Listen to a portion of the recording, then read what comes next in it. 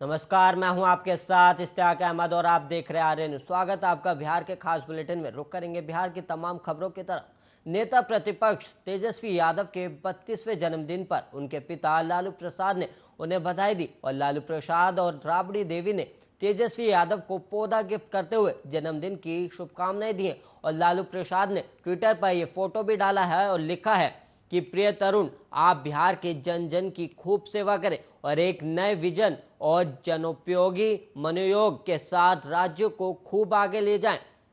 और जन्मदिन पर यही आशीष देते हैं और संघर्ष, ऊर्जा और निडर मन के साथ शांत मस्तिष्क, संवेदनशील हृदय और मृदुल वाणी बनाए रखें और बिहार को वांछित नेतृत्व प्रदान करें। और बिहार उपचुनाव के परिणाम आने के दूसरे ही दिन लालू प्रसाद की तबीयत खराब हो जाने के कारण वो और उनकी पत्नी राबड़ी देवी दिल्ली चले गए थे। और तेजस्वी यादव के साथ वाली नई तस्वीर में लालू प्रसाद अपने अंदाज में मुस्कुराते हुए दिख रहे हैं। और तेजस्वी यादव के बड़े भाई तेज प्रताप यादव से हाल के दिनों में उनके संबंधों में कड़वाहट दिख रही थी। और लेकिन जन्मदिन के मौके पर तेज प्रताप यादव ने भी तेजस्वी यादव को शुभकामनाएं दी। वहीं तेज प्रताप यादव ने सोशल मीडिया पर लिखा है कि अपने पराक्रम से तमाम मुनाविदियों को अकेला पटखनी देने वाले मेरे अर्जुन को जन्मदिन की हार्दिक बधाई। और वहीं तेज प्रताप यादव ने एक फोटो भी शेयर की है और फोटो में लालू प्रसाद यादव, तेज प्रताप यादव और तेजस्वी यादव खड़े दिख रहे हैं। और तेजस्वी यादव को सोशल मीडिया पर खूब बधाइयां मिल रही हैं। और राजधानी पटना में पोस्टर भी लगाया गया और राजद के कार्यकर्ताओं की ओर से, जिसमें कहा गया है कि तेजस्वी तुम ही अर्जुन, तुम ही कृष्ण और तुम ही युधिष्ठिर, और अर्जुन बनकर कौरवों का संहार करो और कृष्ण बनकर पापियों का नाश करो और बन युधिष्ठिर करो धर्म का राज।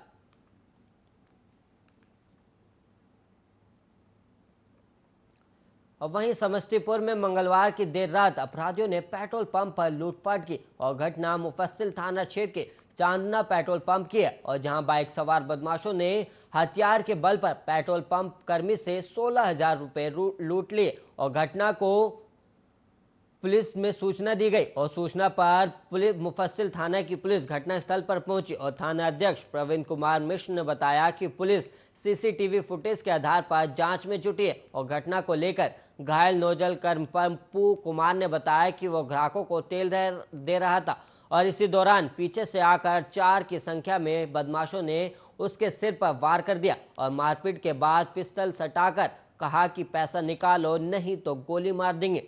और इस दौरान पीड़ित के चाचा वहां पहुंचे और अपराधियों को पेट्रोल उठाकर डराया तो सभी भाग निकले और 16,000 रुपए की लूट हुई है। और वहीं स्थानीय लोगों ने बताया कि मंगलवार की देर रात चांदना पेट्रोल पंप पर 2 बाइक सवार 4 बदमाशों ने पिस्टल के बल पर पंप के नोजल कर्मी से मारपीट की और उससे लगभग 16,000 रुपए लूट लिए और पिस्टल लहराते हुए वहां से भाग निकले। और घटना की सूचना पर पहुंची पुलिस ने घायल कर्मी को इलाज के लिए सदर अस्पताल में भर्ती कराया और पंप पर लगे सीसीटीवी कैमरे की फुटेज के आधार पर जांच में जुट गई है पुलिस।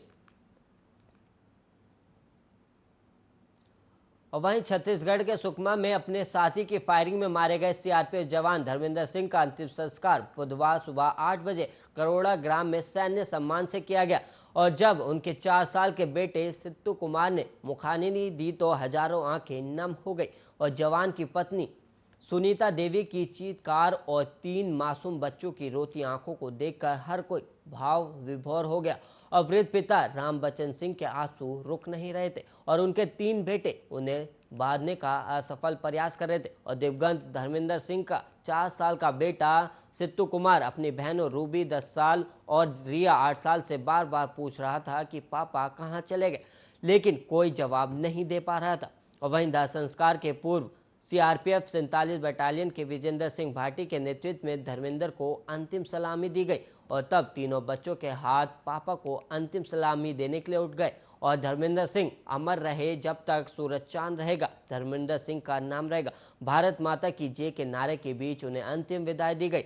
और रविवार देर रात सुकमा में केंद्रीय रिजर्व पुलिस बल के जवान ने अपने साथियों पर AK-47 से फायरिंग कर दी थी और घटना में 4 जवानों की मौके पर ही मौत हो गई थी और इनमें धर्मेंद्र सिंह भी शामिल थे। और विक्रमगंज संजौली सीमा के सोनी ग्राम से हजारों लोगों ने जवान के पार्थिव शरीर को रिसीव किया। और वहीं थाना अध्यक्ष शंभू कुमार सहित प्रखंड के सभी पंचायत प्रतिनिधि और गणमान्य लोगों ने पार्थिव शरीर पर पुष्पांजलि अर्पित कर दी।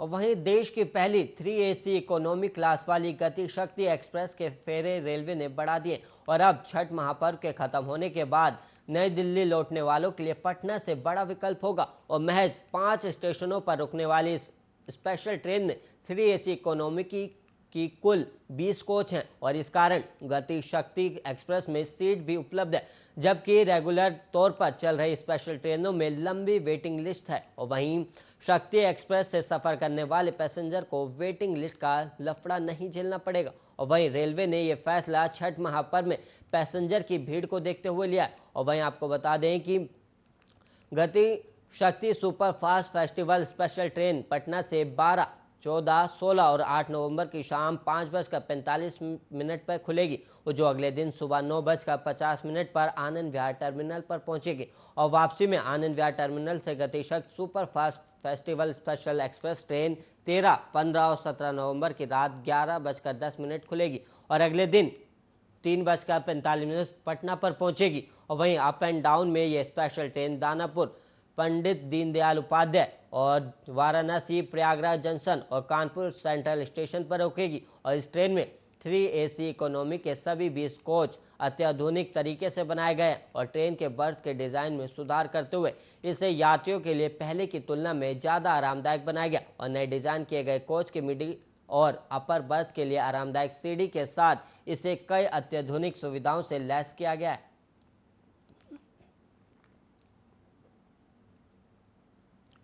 और वहीं मुजफ्फरपुर में जहरीली शराब से 5 लोगों की मौत के बाद पुलिस की नींद उड़ गई है। 1 महीने के भीतर सरैया और सकरा के बाद कांटी में कुल 13 लोगों की मौत ने शराबबंदी की पोल खोलकर रख दी और कांटी में हुए 5 लोगों की मौत के बाद पुलिस महकमा पूरी तरह अलर्ट मोड पर है और ब्रह्मपुरा थाना क्षेत्र की पुलिस ने कार्रवाई की है और टाउन डीएसपी राम नरेश पासवान के नेतृत्व में टीम ने एक कावड़खाना पर धावा बोला और वहां से भारी मात्रा में विभिन्न ब्रांड के शराब की खाली बोतल, रैपर, स्टिकर और ढक्कन बरामद हुए और वहीं कावड़खाना को संचालक मौके से फरार हो गया और बरामदगी की जांचकारी एसएसपी जयंत कांत खुद भी पहुंचे और उन्होंने बारीकी से पूरे कावड़खाने की चप्पे चप्पे की तलाशी ली और देखा कि यहाँ पर नकली शराब बनाने का धंधा चल रहा था और जब्त की बोतल 10,000 बताई गई और उसे रखने के लिए अलग से एक सुरक्षित शेड बनाया गया था और पुलिस ने जब्ती के साथ इसे सील कर दिया। और वहीं संचालक के मोबाइल पर पुलिस ने कई बार कॉल भी किया लेकिन उसने नहीं रिसीव किया और अब उसका लोकेशन पता किया जा रहा है और जिले के सभी थानेदार में अपने अपने क्षेत्र में विशेष अभियान चलाकर 2 दर्जन से अधिक शराब धंधेबाजों को गिरफ्तार किया और वहीं देसी अजर विदेशी शराब भी बरामद की गई है और वहीं एसएसपी ने कहा कि सभी थानेदारों को टास्क दिया गया है और हर साल में शराब बिक्री पर रोक लगनी चाहिए और अन्यथा संबंधित थानेदारों पर कार्रवाई होगी।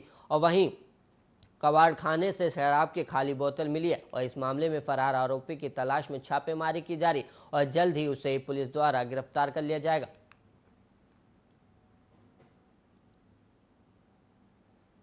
और वहीं मुजफ्फरपुर के सकरा प्रखंड के मथुरापुर के मुखिया रंजीत राय से 50,000 रुपए की रंगधारी मांगने का मामला सामने आया और रंगधारी नहीं देने पर हत्या की धमकी भी दी गई और घटना के बाद से पीड़ित परिवार दहशत में और मुखिया ने थाना में आवेदन देकर कार्रवाई की मांग करते हुए जानमाल की सुरक्षा की गुहार लगाई है। और वहीं थानेदार सरोज कुमार ने कहा कि धमकी मिलने की जानकारी मिली और छानबीन शुरू कर दी गई और मुखिया ने बताया कि वो गोपालपुर खुर्द के रहने वाला है और इस बार मथुरापुर पंचायत से मुखिया चुने गए और उनका बालू सीमेंट का दुकान भी है और चुनाव जीतने के बाद गांव में जाकर जनता से रूबरू होकर धन्यवाद भी दे रहे थे और साथ ही उन लोगों की समस्या भी सुन रहे थे। और इसी दौरान उनके मोबाइल पर अनजान नंबर से एक कॉल आया और कॉल रिसीव करने पर सामने वाले व्यक्ति ने कहा कि बहुत मुखियागिरी करते हो, इसका अंजाम भुगतने के लिए तैयार हो जाओ और जान की खैरियत चाहते हो तो 50,000 रुपये रंगधारी देना होगा, अन्यथा हत्या कर दी जाएगी। और मुखिया ने जब पूछा कि तुम कौन बोल रहे तो कहने लगा कि तुम सिर्फ रुपए का इंतजाम करो, नहीं तो अंजाम ठीक नहीं होगा। और इसके बाद कॉल कट कर दिया गया और पीड़ित ने जब घटना की जानकारी अपने घर वालों को दी तो वो लोग दहशत में आ गए और लोगों ने कहा कि तुरंत थाने में जाकर शिकायत करें। इसके बाद उन्होंने थानेदार को पूरी घटना के संबंध में बताया और शिकायत दर्ज कराई और थानेदार ने भी बताया कि आए नंबर कॉल का पता किया जा रहा है और प्रारंभिक जांच में आसपास के ही किसी की करतूत सामने आई और वैसे कॉल डिटेल्स और लोकेशन निकालने के लिए सर्विलांस की टीम से संपर्क किया गया और पुलिस अपने स्तर से भी पता लगाने में जुटी हुई है।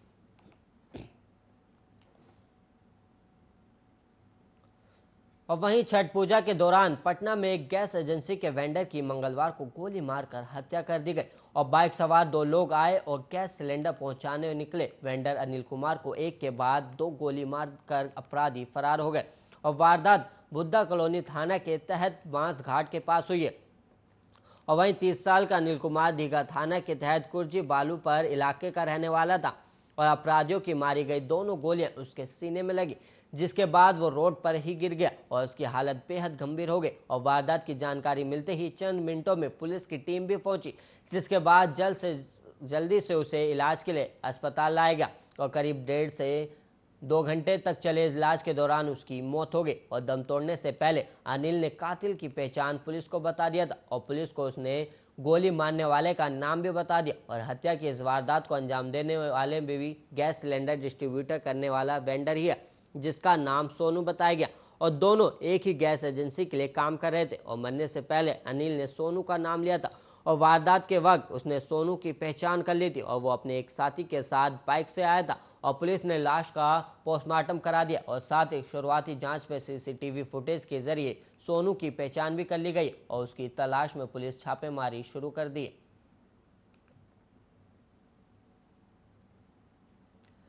और वहीं छठ पूजा का महत्व की गरिमा सिर्फ पूर्वांचल में ही नहीं बल्कि पूरे भारत में और 4 दिनों का ये त्योहार बड़े ही हर्षोल्लास से मनाया जाता है। लेकिन इस बीच आपके मन में सवाल तो जरूर उठे होंगे कि आखिर छठ पूजा का महत्व इतना अधिक शास्त्रों में क्यों बताया गया और उसकी शुरुआत कब से हुई थी। तो आइए इस रिपोर्ट में आपको विस्तार से समझाते हैं।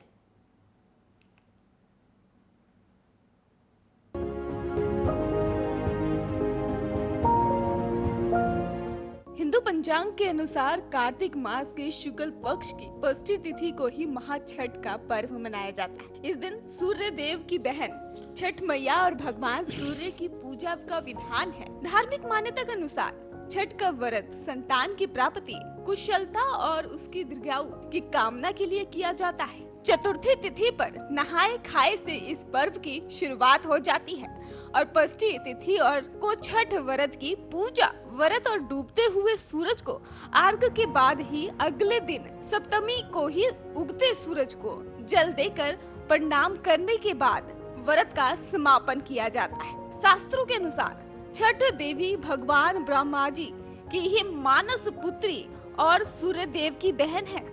उन्हीं को प्रसन्न करने के लिए ये पर्व मनाया जाता है। पुराण में ही इस बात का उल्लेख मिलता है कि ब्रह्मा जी ने ही सृष्टि की रचने के लिए स्वयं को 2 भागों में बांट दिया, जिसमें दाहिने भाग में पुरुष और बाएं भाग में प्रकृति का रूप सामने आया। प्रकृति का छठा अंश होने के कारण इनका नाम षष्ठी है, जिसे छठी मैया के नाम से जाना जाता है। शिशु के जन्म के छठे दिन भी इन्हीं की पूजा की जाती है। इनकी उपासना करने से बच्चों को स्वास्थ्य, सफलता, दीर्घायु का आशीर्वाद मिलता है। पुराणों में इन्हीं देवी का नाम कात्यायनी बताया गया है, जिनकी नवरात्रि की षष्ठी तिथि को पूजा की जाती है। पुराण की कथा के अनुसार जब प्रथम मनु के पुत्र राजा प्रियव्रत को ही कोई संतान नहीं हुई, इस कारण वे बहुत दुखी रहने लगे थे। महर्षि कश्यप के कहने पर राजा प्रियव्रत ने एक महायज्ञ का अनुष्ठान संपन्न किया, जिसके परिणाम स्वरूप उनकी पत्नी गर्भवती तो हुई, लेकिन दुर्भाग्य से बच्चा गर्भ में ही मर गया। पूरी प्रजा में मातम का माहौल छा गया। उसी समय आसमान में एक चमकता हुआ पत्थर दिखाई दिया, जिस पर षष्ठी माता विराजमान थी। जब राजा ने उन्हें देखा तो उनसे उनका परिचय पूछा। माता षष्ठी ने कहा कि मैं ब्रह्मा की मानस पुत्री हूँ और मेरा नाम षष्ठी देवी है। मैं दुनिया के सभी बच्चों की रक्षक हूँ और सभी निसंतान स्त्रियों को संतान सुख का आशीर्वाद देती हूँ। इसके उपरांत ही राजा प्रियव्रत की प्रार्थना पर देवी षष्ठी ने ही उस मृत बच्चे को जीवित कर दिया और उसे दीर्घायु का वरदान दिया। देवी षष्ठी की ऐसी कृपा देखकर राजा प्रियव्रत बहुत प्रसन्न हुए और उन्होंने षष्ठी देवी की पूजा आराधना करनी शुरू कर दी। मान्यता है कि राजा प्रियव्रत के द्वारा छठी माता की पूजा के बाद ये त्योहार मनाया जाने लगा। अच्छा, अब कुछ नियम भी हैं जिन्हें मानना बेहद जरूरी होता है। तो आपको बता दें कि छठ पूजा के व्रत की शुरुआत करते समय स्नान करके साफ कपड़े पहन लें। इसके अलावा ध्यान रखें कि प्रसाद बनाते समय आप पवित्र हों, ना ही प्रसाद बनाते समय बीच में कुछ खाएं। सूर्य भगवान को अर्घ देने वाला पात्र तांबे या पीतल का होना चाहिए। सूर्य को कभी भी स्टील, चांदी, प्लास्टिक, कांच के पात्र के से जल नहीं देना चाहिए। व्रत रख रही महिलाओं को व्रत के दौरान बेड या चारपाई पर नहीं सोना चाहिए। वे फर्श पर दरी या चादर बिछाकर सोए। छठ पूजा का प्रसाद चूल्हे पर ही बनाएं। इसे ऐसी जगह पर ना बनाएं जहां रोजाना खाना बनता है।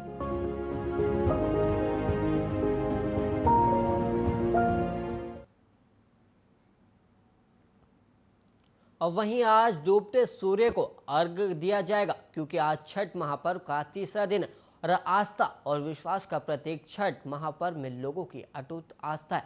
आइए इस रिपोर्ट के जरिए हम आपको आज के दिन के महत्व के बारे में समझाते हैं।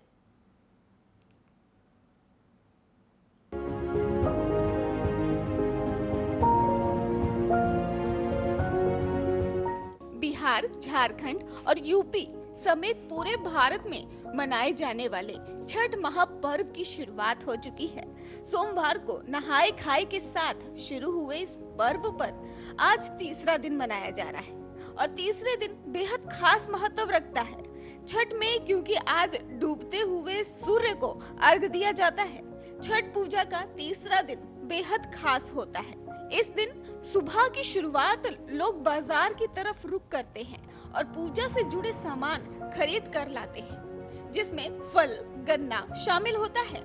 इधर घरों में व्रत करने वाले लोग तरह तरह के पकवान का प्रसाद तैयार करते हैं। इसमें ठेकुआ, खजूर, पुआ आदि पकवान शामिल होता है। छठ महापर्व में ठेकुए को मुख्य प्रसाद माना जाता है। दोपहर तक पकवान से लेकर बाजार तक सारी तैयारियां हो जाती हैं। इसके बाद परिवार के सभी सदस्यों के साथ छठ व्रत करने वाले लोग छठ घाट पर पहुंचते हैं और वहां छठी मैया की पूजा की जाती है। इस दौरान डूबते हुए सूर्य को अर्घ दिया जाता है, उनकी आराधना की जाती है और सूर्य ढलते ही सभी लोग वापस घरों की ओर लौट जाते हैं। इसके बाद घर पर ही पूजा होती है और इस दौरान छठ के पारंपरिक लोकगीत भी गाए जाते हैं। इस पूजा को कोसी भरना कहते हैं। पौराणिक मान्यताएं हैं कि संध्या काल में भगवान सूर्य की अपनी पत्नी प्रत्युषा के साथ होते हैं, इसलिए शाम को ढलते हुए सूर्य को अर्घ देने से प्रत्युषा को अर्घ प्राप्त होता है। प्रत्युषा को अर्घ देने से लाभ मिलता है। छठ पूजा में शाम को सूर्य की आखिरी किरण प्रत्युषा को अर्घ देकर उनकी उपासना करते हैं। मान्यता है कि इससे व्रत रखने वाली महिलाओं को दोहरा लाभ होता है। कहा यह भी जाता है कि संध्या अर्घ और सूर्य की उपासना से ही जीवन में तेज बना रहता है, यश, धन और वैश्य की भी प्राप्ति होती है। उधर ज्योतिषियों की माने तो डूबते हुए सूर्य को अर्घ देने से कई मुसीबतों से छुटकारा पाया जा सकता है। इससे सेहत से जुड़ी समस्याएं भी दूर हो जाती हैं। अगर वैज्ञानिक दृष्टिकोण से बात करें तो कहा जाता है कि डूबते हुए सूर्य को अर्घ देने से आंखों की रोशनी बढ़ती है।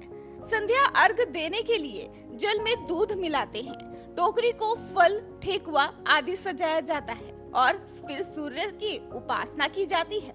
ये कोशिश करें कि जब अर्घ दे रहे हो तो सूर्य का रंग लाल हो और उपासना और अर्घ के बाद ही अपनी मनोकामना के लिए प्रार्थना भी करें। आज का दिन बेहद अहम है, क्योंकि आज संतान के सुख के लिए व्रती महिलाएं उपासना कर रही हैं। आपको बता दें कि जिन लोगों को संतान न हो रही हो या संतान होकर बार बार समाप्त हो जाती हो, ऐसे लोगों को इस व्रत से अद्भुत लाभ होता है। अगर संतान पक्ष से कष्ट हो तो भी ये व्रत लाभदायक माना जाता है। अगर कुष्ठ रोग या पाचन तंत्र की गंभीर समस्या हो तो भी इस व्रत को रखना शुभ माना जाता है। जिन लोगों की कुंडली में सूर्य की स्थिति खराब और राज्य पक्ष के समस्या हो, ऐसे लोगों को भी इस व्रत को जरूर रखना चाहिए। ये व्रत अत्यंत सफाई और सात्विकता का है। इसमें कठोर रूप से सफाई का ख्याल रखना चाहिए। घर में अगर एक भी व्यक्ति छठ का उपवास रखता है तो बाकी सभी को भी स्वच्छता का ध्यान रखना पड़ेगा। व्रत रखने के पूर्व अपने स्वास्थ्य की स्थितियों को जरूर देख लें।